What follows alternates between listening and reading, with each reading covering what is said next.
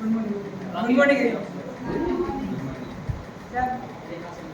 આપણે welcome to આઈઆઈએચ આપણા વર્કશોપમાં 16 જેટલી પ્રોસિજર રાખી છે. આપણી પ્રોસિજર છે શિરાવેદન. હું ઇન્ટ્રોડક્શનથી સ્ટાર્ટ કરી. I will give a brief introduction about Shiravedan. Shiravedan is made up of two words, Shira and Vedan. Shira, શરણાર્થી શિરા, જેમાં શરણ થાય છે, મૂવમેન્ટ થાય છે એને શિરા કહેવાય. અને વેદન મીન્સ ટુ ફંક્શન. તો એ આપણી શિરાવેદન ઇઝ હાફ ઓફ શલ્ય ટ્રીટમેન્ટ, જસ્ટ લાઈક બસ્ટિંગ ઇન કાયા ચિકિત્સા. તો આપણે શિરાવેદન શું કામ કરીએ કે આપણે સાઇડમાં કંઈ ઇન્ફેક્શન છે કે શું ટોક્સિસિટી છે એ રિમૂવ કરવા આપણે શિરાવેદન કરીએ. જે આપણે જનરલ બે પ્રોસિજર છે આયુર્વેદમાં જોઈએ આપણે તો અપતર્પણ, લંઘન અને ગૃહન, અપતર્પણ, સંતર્પણ, લંઘન અને ગૃહન. એમાં આપણે આવે પંચકર્મ, સમન અને શોધન આવે. શોધનમાં આવે રક્તમોશન, અને રક્તમોશનની એક પ્રોસિજર છે શિરાવેદન. શિરાવેદન is a procedure of blood letting by puncturing. એટલે કે આપણે શિરાવેદન કેવી રીતે કરવાનું કે બ્લડ લેટિંગ એટલે જેટલું દૂષિત રક્ત હોય, ટોક્સિક બ્લડ હોય એ બધું બહાર કાઢવાનું પંચર તરીકે. હવે શિરાવેદન ક્યારેક કેવા કાળમાં કરવામાં આવે તો કે અનઉષ્ણ શીતકાળ, એટલે કે એવો કાળ કે ન ઉષ્ણ હોવો જોઈએ, ન શીત હોવો જોઈએ. અને વર્ષા ઋતુ હોય તો આપણે ક્લાઉડી વાતાવરણ ન હોય ત્યારે શિરાવેદન કરાવવાનું. અને જો શિશિર ને હેમંત ઋતુ જેવી ઠંડી ઋતુ હોય તો ત્યારે મિડ નૂનમાં કરાવવાનું. અને એજીસ કેટલી તો કે એજીસ 16 વર્ષથી 70 વર્ષ સુધી. હવે શિરાવેદન માટે ઇન્ડિકેશન અને કોન્ટ્રા ઇન્ડિકેશન. ઇન્ડિકેશન એટલે તમે શિરાવેદન કોને કરાવી શકો, અને કોન્ટ્રા ઇન્ડિકેશન એટલે તમે કોને ન કરાવી શકો. તો ઇન્ડિકેશનમાં કુષ્ઠ, ગલગંડ. કુષ્ઠ એટલે સ્કિન ડિસીઝ હોય, પછી ગલગંડ ગોઈટર હોય, અને વૃદ્ધ. તો એ ઇન્ડિકેશન એમાં તમે શિરાવેદન કરાવી શકો. અને કોન્ટ્રા ઇન્ડિકેશન ગર્ભિણી, વૃદ્ધ અને બાળ, તો એમાં તમે શિરાવેદન ન કરાવી શકો. એ લિમિટમાં આપણે જોયું કે 16 થી 70 વર્ષ. તો બાળ રહ્યું તો એ તો 16 થી નાનામાં આવે એમાં તમે ન કરાવી શકો. અને વૃદ્ધ તો એ 70 થી ઉપર હોય તો એમાં પણ તમે ન કરાવી શકો. હવે આપણે ઇન્ટ્રોડક્શન તો જોઈ લીધું શિરાવેદનમાં શું શું આવે છે. હવે આપણે જોઈએ એની પ્રોસિડ્યુર, જેમાં 3 કર્મ: પૂર્વકર્મ, પ્રધાન કર્મ અને પશ્ચાત કર્મ. આપણે જોઈ શકીએ છીએ 4 જાણેલા છે પૂર્વકર્મ, પ્રધાન કર્મ. જેમાં પૂર્વકર્મ છે તો ફર્સ્ટ તો પેશન્ટને જો ક્રાઇટેરિયા નક્કી કરી લેવાનો, કોન્ટ્રા ઇન્ડિકેશનમાં એમાં બેસે છે કે નહીં, અને ઇન્ડિકેશનમાં હોય તો સિલેક્ટ કરવાનું. અને પછી સરખી રીતે કમ્ફર્ટેબલ રીતે બે ગમે એવી રીતે બેસાડવાનું. અને જે આપણે રિક્વાયરમેન્ટ છે તે લઈ લેવાની. પછી પ્રદાન કરવા જોઈએ તો પછી બ્રીકિંગ કરવાનું. ફર્સ્ટ ટોર્નિકેટ લેવાનું અને પેશન્ટની વેઇન પાલ્પેટ બાંધવાનું. જે બાંધી છે વધારે પડતો લૂઝ ન હોવો જોઈએ, વધારે પડતો ટાઈટ પણ ન હોવો જોઈએ. પછી ટાઈટ કરીને આપણે વેઇન પાલ્પેટ કરવાની. ફર્સ્ટ વેઇન પાલ્પેટ કરી, પછી વેઇન પાલ્પેટ કરી અને સિરિંજ નીડલ વડે તેને પ્રિક કરવાનું છે. જે પ્રિક કરીએ ત્યારે તેનો એંગલ છે એ 15 ડિગ્રી રાખવાનો. અને પ્રિક કર્યા બાદ પશ્ચાત કર્મ છે. પ્રધાન કર્મ પછી પશ્ચાત કર્મ. તો એમાં આપણે મેઇનલી 3 ટોપિક છે, 3 મેઇન કામ કરવાના હોય છે. પહેલું કામ એ કે જ્યારે નીડલ રિમૂવ કરી તો કટન શેપ રાખી અને એને બેન્ડેજ કરવાનું હોય છે. પછી બીજું એને આજુબાજુમાં જો કે લોહી એનું વિખેરાનું હોય તો એને પાછું આપણે કોટન સ્વેટથી સાફ કરવાનું છે. પછી ત્રીજું પેશન્ટને પથ્ય અને અપથ્ય ડૂઝ ઓર ડોન્ટ્સ એ જે કાંઈ છે એને સજેશન આપવાનું છે કે આ પ્રકારની વસ્તુ આપણે કરવી અને આ ન કરવી. એમાં આપણે પથ્યમાં આપણે જોઈએ તો એને પેશન્ટ ન અતિ ઉષ્ણ, ન અતિ શીત એવો આહાર, મતલબ કે બહુ ગરમ અને ઠંડુ ના હોય એ પ્રકારનો આહાર આપવાનો છે. પછી એને ટીપણીય આહાર, જે અગ્નિ માટે અગ્નિ શિરાવેદ પછી જે આપણે શક્તિ જે ક્રોસ થાય એને પાછી ગેઇન કરવા માટે આપણે છે ને ટીપણીય આહાર અને લઘુ આહારનો ઉપયોગ કરવા માટે પેશન્ટને કહેવાનું છે. પછી આપણે ત્યારબાદ આપણે એને વિશ્રામ, એટલે કે મતલબ એને એનર્જી લોસ થઈ જાય તો એના માટે આપણે વિહાર તરીકે છે ને એને વિશ્રામ એટલે કે બેડ રેસ્ટ આપવાનું હોય છે. પછી એમાં એટલે કે શું ન કરવું જોઈએ એમાં આપણે ગુરુ આહાર ન લેવો જોઈએ. પછી દિવા સ્વપ્ન ન કરવું જોઈએ, મતલબ દિવસે ન સૂવું જોઈએ અને રાત્રિ જાગરણ પણ ન કરવું જોઈએ. એ ઉપરાંત ક્રોધ હોય એ પ્રકારનું પેશન્ટને કોઈ પણ ઇફેક્ટ ન થાય એની ધ્યાન રાખવી જોઈએ. આપણે આખી પ્રોસિજર જોઈ, ઇન્ડિકેશન, કોન્ટ્રા ઇન્ડિકેશન એ વસ્તુ જોઈ, ઇન્ટ્રોડક્શન જોયું. હવે આપણે જોઈએ તો પ્રોસિજર કર્યા બાદ પહેલાં તો આપણે આચાર્ય સુશ્રુતે શારીરસ્થાન 8મા ચેપ્ટરમાં સાઇટ્સ કીધી છે ડિસીઝ એકોર્ડિંગ, કે ભાઈ જે તે ડિસીઝ છે તો એમાં આ સાઇડની શિરા છે એમાં કરાવો. કેમ કે કર્ણરોગ કીધા હોય તો કર્ણરોગની આસપાસ આસપાસની ફરતી બાજુ જે શિરાઓ છે એમાંથી કરાવવાનું કીધું. પછી પાદ હર્ષ છે એમાં પાદના એટલે જે પગની આસપાસ જે સિપ્રમર્મ છે, જે અંગૂઠ અને અંગૂઠા અને જે લોંગ ફિંગર છે એની ઉપરની બાજુ 2 આંગુલ ઉપરથી લેવાનું કીધું. રુદ્રસિંહ કીધું છે, રુદ્રસિંહમાં કીધું કે જાનુબસ્તી છે એની 4 આંગુલ ઉપર અને 4 આંગુલ નીચે એની શિરા છે, તમે એમાંથી શિરા વેદન કરાવી શકો છો. શિરા વેદનમાં આપણે બીજું આપણે જોઈએ તો આપણે રોંગ પ્રિક્સ કીધા છે, આચાર્ય સુશ્રુતે કીધા છે, 20 જેટલા રોંગ પ્રિક્સ કીધા છે, જેમ અતિવિધ દુર્વિધ કીધા છે. એવી જ રીતે આપણે કદાચ લોજિકલી એ જોઈ તો હાલના ટાઈમમાં કદાચ જોઈએ તો સ્ટાર્ટિંગમાં હાલતો હોય તો અમારે પ્રોસિજર સ્ટાર્ટમાં શીખતા હતા તો રોંગ પ્રિક્સ તો થવાના જ હોય. તો રોંગ પ્રિક્સમાં આપણે ધ્યાનથી કદાચ નોટ કરતા હોય તો પહેલાં તો શું હોય કે ફિઝિશિયન છે એનો હાથ શેક થતો હોય તો શેક થવા ટાઈમે શું થઈ જાય કે 2-3 પ્રિક થઈ જાય, કદાચ જે બ્લડ એ વધારે આવી શકે. એના સિવાય શું થાય કે જે પ્રિક કરતા હોય પ્રિક ટાઈમે કાં બહુ વધારે અંદર આવી જાય કાં બહુ વધારે બહાર રહી જાય. બહુ વધારે બહાર રહી જાય સુપરફિશિયલ રહી જાય તો શું થાય કે બ્લડ આવશે જ નહીં. બહુ વધારે ડીપ થઈ જાય તો શું થાય કે ઇન્ટરનલ બ્લીડિંગ થશે કે અંદરની બાજુ બ્લીડિંગ થાય. તો ઘણી વાર આપણે જોતા હોય કે લોહી મરી જાય તો એવી કન્ડિશન થઈ જાય કે પહેલાં ગ્રીનિશ થાય, પછી બ્લેકિશ થાય, પછી એની મારી પાછું સ્કિન ટોન આવી જાય, એ થોડો ડ્યુરેશન જેવું એવું થાય. પછી બીજું બધું શું થાય કે પછી આપણે કીધું કે પછીમાં શું કીધું કે જો શિરાવેદનની એક્યુપ્રેશર કરાવી દીધું તો એના પછી શું કે આપણે જે પેશન્ટ છે એને કહેવાનું કે ભાઈ તમારે લઘુ આહાર લેવાનો છે, તમારે બહુ વધારે ગરમ કે બહુ વધારે શીત આહાર નથી લેવાનો. આ બધી વસ્તુને ધ્યાન રાખવાની.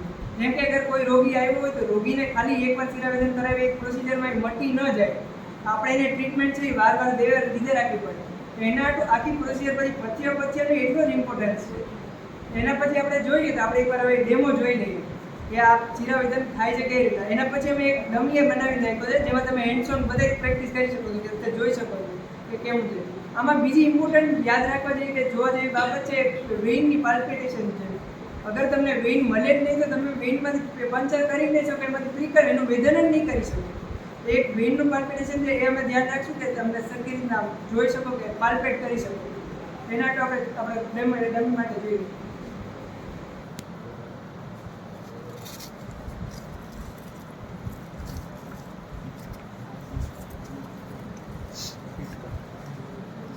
આપણે આ છે ટોર્નિક્વેટ છે એ સાઈડ છે જે સાઈડથી આપણે વેદન કરવાના છીએ એના 4 આંગુલ અથવા 2 આંગુલ તો ઉપર જ રાખવાનું. તો આપણે સરખી જે વેઇન છે એ ઉપર આવી જશે. કદાચ એવું પણ થાય કે કોઈ ફેટી હોય તો એને વેઇન સરખી ન દેખાય તો તમારે અહીંયા શું કરવાનું, ટેપ કરવાનું કે વેઇન છે એ ઉપર આવવા માંડે. જો બધા એકવાર પાલ્પેટ કરીને જોઈ લો એવું લાગે છે. આમાં તો વિઝિબલ જ છે, ઇઝીલી વિઝિબલ છે. એમાં રાખવાની કે જે આ ઓપન કરતા હોય આ છે સ્કાલ્પ વેઇન સેટ છે. સ્કાલ્પ વેઇન સેટ છે એમાં થ્રુ આપણે બ્લડ લઈ શકીએ ને આમાં આપણે આ વધારે યુઝ કરતા હોય કેમ કે આમાં છે એ બ્લડ છે એ ઓલી નળીમાંથી આવશે. તો ડાયરેક્ટ પ્રિક કરી કે જે નીડલ યુઝ કરી તો શું થાય કે આપણે ઉડવાનો એના ચાન્સ રહી. એ પેલા સ્કાલ્પ વેઇન સેટ યુઝ કર્યો હોય તો એમાં શું છે એમાંથી ધીમે ધીમે આવે. પહેલાં સ્ટેરિલાઇઝથી સ્પિરિટથી આખું ક્લીન કરી લેવાનો આખો એરિયા. એના પછી જે સાઈડ છે આપણે વેઇન પહેલાં પાલ્પેટ કરી લેવાનું, એના પછી ક્લીન કર્યું, હવે એના પછી આ કરશે. એ પ્રોસિજર છે મેઇન.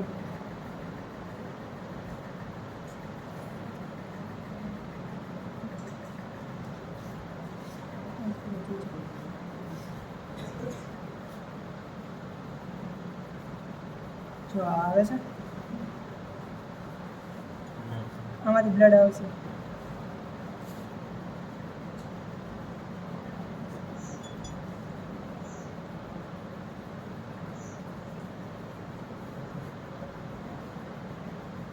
બધાએ જોયું આ પ્રોસિજર છે. એના પછી છે હવે આપણે માથે પ્રેસ નહીં કરવાનું, માથે કોટન રાખ્યું, નીડલ છે એ ધીમેથી કાઢી લેવાની. એના પછી કોટન છે હવે પ્રેસ કરી દેવાનું. એનાથી શું થાય પ્રેસ કરતી હોય એટલે એનું બ્લીડિંગ ફ્લોટ થવા માંડે, એનું બ્લીડિંગ બંધ થવા માંડે. પછી છે લાસ્ટમાં ટોર્નિક્વેટ ખોલી નાખવાનું સીધું. ટોર્નિક્વેટનું ઇમ્પોર્ટન્સ શું છે કે આપણે ટોર્નિક્વેટનું ઇમ્પોર્ટન્સ સૌથી વધારે આચાર્ય સુશ્રુતે કીધું છે. તમે શિરાવેદનનો ચેપ્ટર ચાલુ થાય તો તમે એમાં જોઈને સૌથી પહેલાં કીધું કે શિરા નહીં દેખાય તો શિરા દેખાવા માટે એ આપણે ટોર્નિક્વેટનો મેઇન યુઝ છે કે શિરા દેખાય ને એના ટોર્નિક્વેટ યુઝ કરી છે. કે ટોર્નિક્વેટના કારણે જે આખી શિરા છે એ ઉપર આવી જાય તો જ આપણે એનું વેદન કરીએ. અગર દેખાય જ નહીં તો નહીં કરી શકીએ. ઘણીવાર એવી કન્ડિશન આવતી હોય છે ક્લિનિકમાં ને એમાં આપણે જોઈએ ને તો ડમી છે તમારા બધે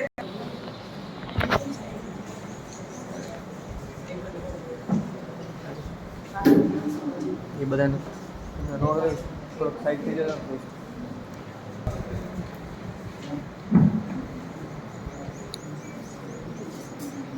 શિરાવેદની જેમ આપણે બીજું એક રક્તમોક્ષણનું ટાઈપ છે જેનું નામ છે પ્રચંડ કર્મ. પ્રચંડ કર્મમાં આપણે મલ્ટિપલ પ્રિક્સ કરીને આપણે જે વિશિએટેડ બ્લડ હોય ને એ આપણે બહાર કાઢવાનું.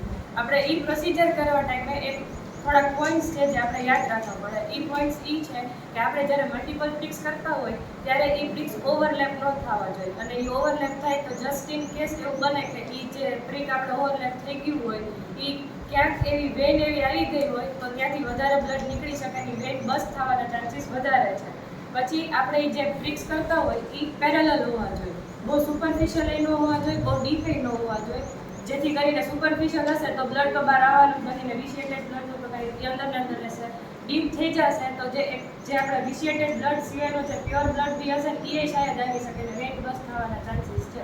તો હવે આપણે પ્રચંડ કર્મની પ્રોસિજર જોઈ લઈએ.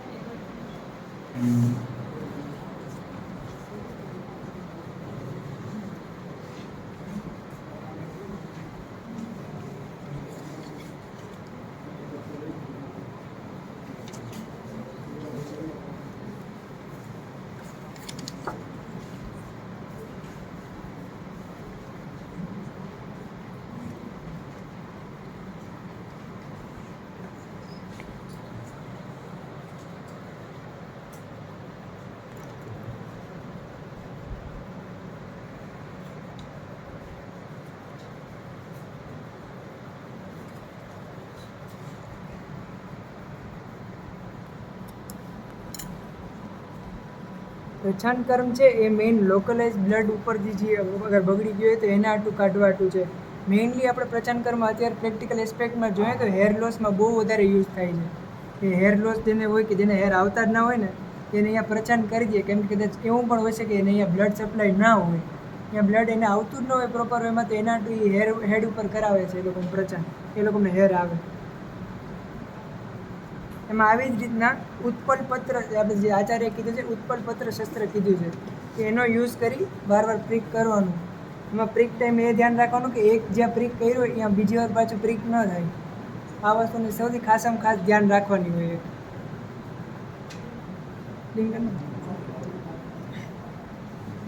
છેલ્લે છે આ ક્લીન કરી નાખવાનો, એની ઉપર હરિદ્રા તમે મૂકી શકો છો. હરિદ્રાથી શું થાય એ એન્ટીકોઇલન્ટ તરીકે કામ કરે છે, અને એના સિવાય બીજું શું કામ કરે છે કે અહીંયા કોઈ બેક્ટેરિયલ ઇન્ફેક્શન કે એવું કાંઈ ન થાય.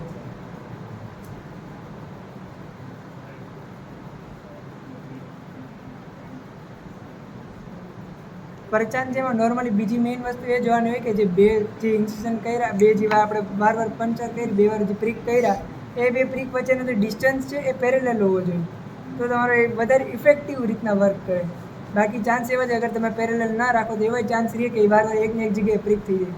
કોઈક વાર ચાન્સ એવી બી વસ્તુ ઘણી વાર બનતી હોય પ્રચંડ કરવા ટાઈમે કે નીચે વેઇન છે તો વેઇનમાં તમારે અંદર આવી જાય નીડલ, તો શું થાય તો તરત બ્લડ આવશે, થોડુંક વધારે અમાઉન્ટમાં આવશે. એમાં પણ કોઈ વસ્તુ એવું કંઈ ઇન્જરી કોમ્પ્લિકેશન જેવું નથી હોતું. તમે અહીંયા પણ કોટન મૂકી 2 મિનિટ આટલું પ્રેસ કરશો તો અહીંયા પણ એની મળે બંધ થઈ જશે. આપણે એવું નથી હોતું. બાકી અમે એના ટુ અમે ડમી રાખ્યું છે, તમે આની ઉપર છે ટ્રાય કરી શકો છો. શિરાવેલા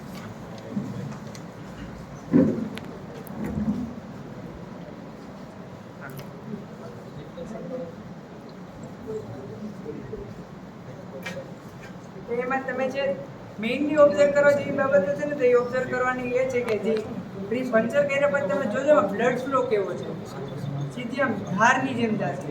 જે સમ્યકમાં કીધું છે સાચી આચાર્ય તમે શિરાનું વેદન કરો તો છે એ સ્રવતની જેમ આપવામાં આવું છે, ધારની જેમ બ્લડ એમાંથી બહાર આવું છે.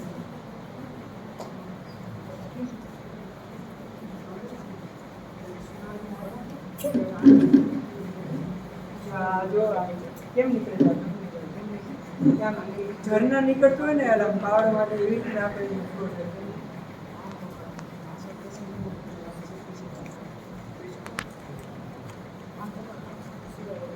આખું જે આ પેશન્ટ ઉપર હલાવવું, એમાં શું કીધું કે જે હલાવવું ને એ બધું પૂછ્યું એ સુપરફિશિયલ માટે કીધું છે. સિવાય અંગ વ્યક્ત કીધું, અંગ છે આખા અંગમાં કીધું છે, આખા શરીરમાં કીધું છે કે આખા શરીરમાં રક્તની દૃષ્ટિ થઈ હોય એના શિરાવેદન કીધું છે,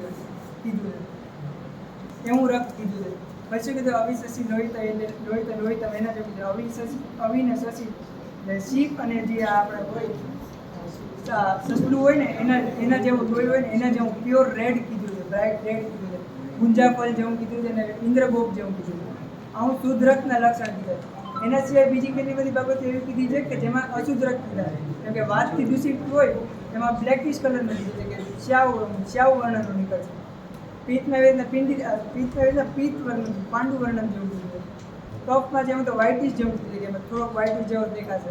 અમે એના ટુ એ મેં એવું રાખ્યું છે કે જે આ ઓળાડા હોય ને પ્લાઝમા હોય ને તો તમે ડિફરન્ટ પ્લાઝમા જુઓ ને તો તમને એમાં આવી રીતના જોવા મળે છે. હું એકવાર શિરાવેદન સમરાઇઝ કરાવી દઉં.